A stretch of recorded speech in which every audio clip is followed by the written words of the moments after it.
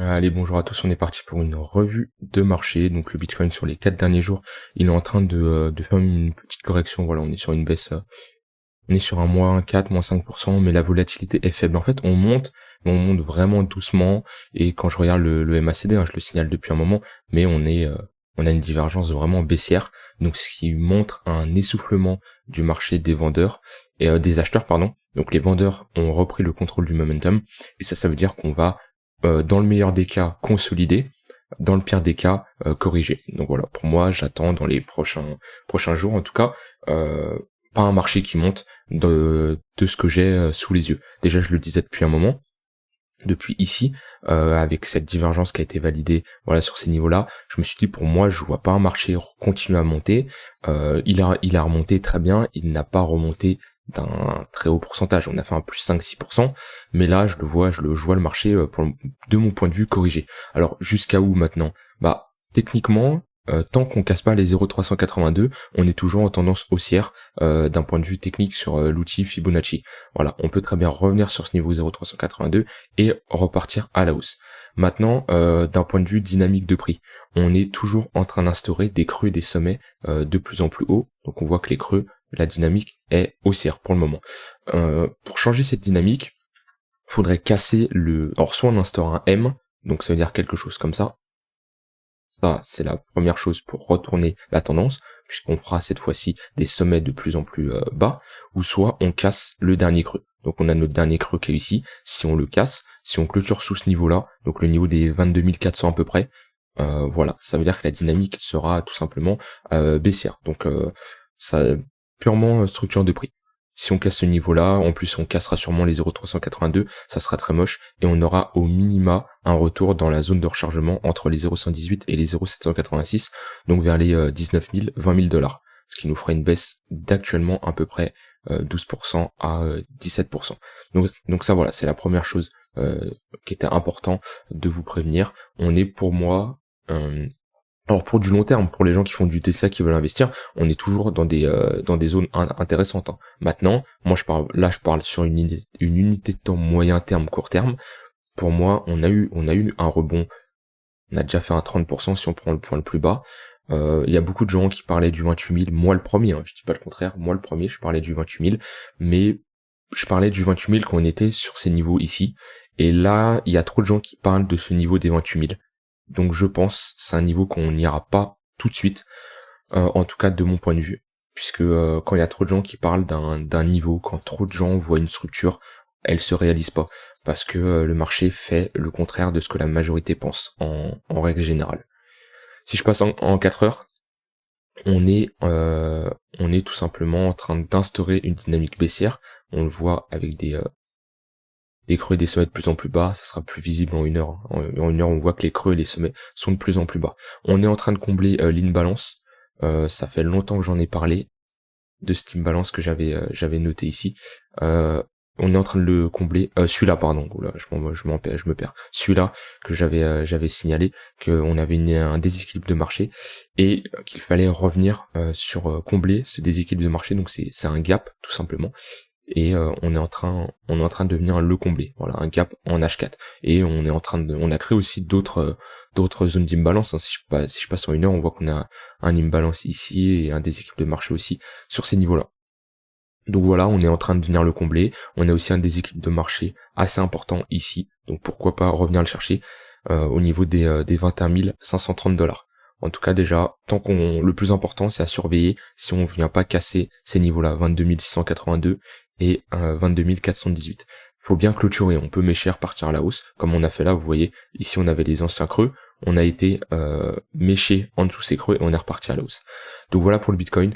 Pour moi, c'est pas très bullish et ça fait un moment, je le dis et je le dis toujours, il faut patienter. Il faut patienter.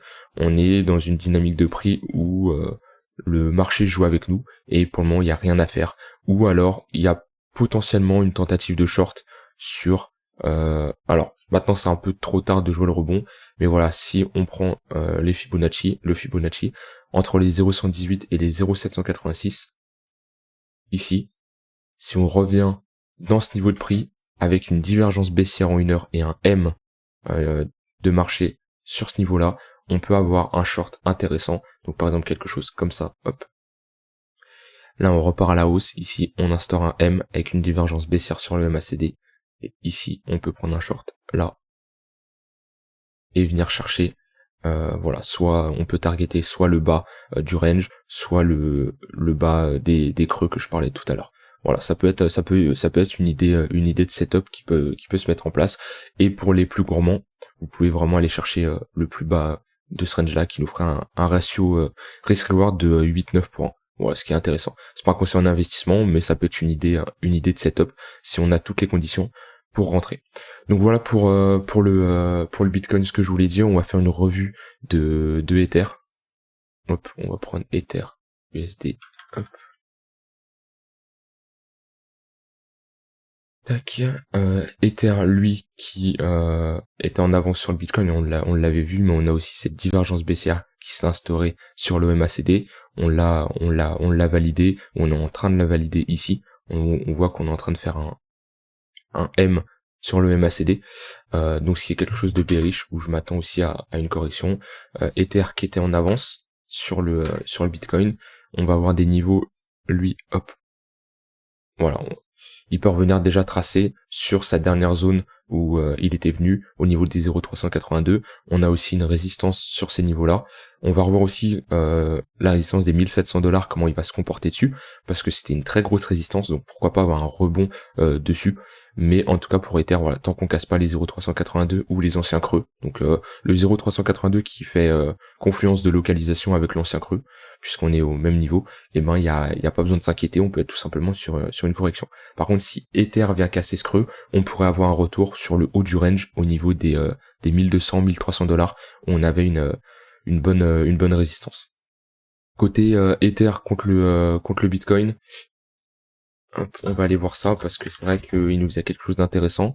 On avait cassé cette borne haute qu'on l'avait vu. On va peut-être corriger un peu, Bitcoin qui va reprendre de la force contre l'Ether.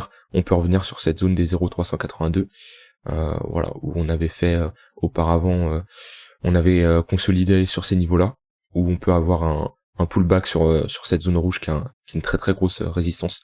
Mais en tout cas, je vois l'Ether tout simplement revenir au moins en haut de cette déviation qu'on a eue, et pourquoi pas aller chercher des niveaux plus hauts.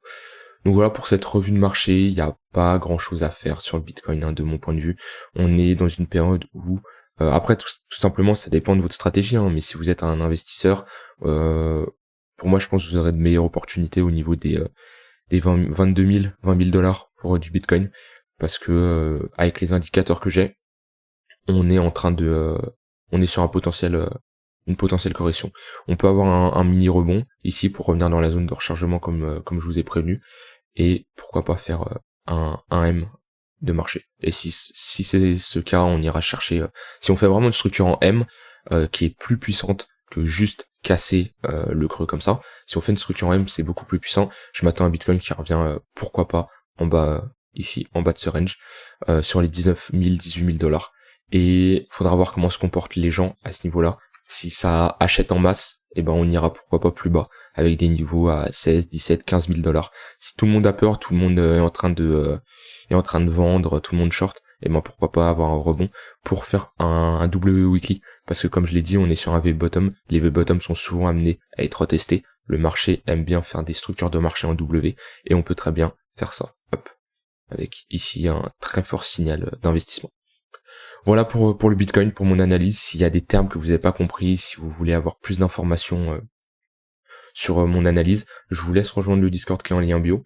Je fais des coachings gratuits, j'apporte énormément de valeur, et voilà, ça fait toujours plaisir de discuter avec vous sur ce Discord là.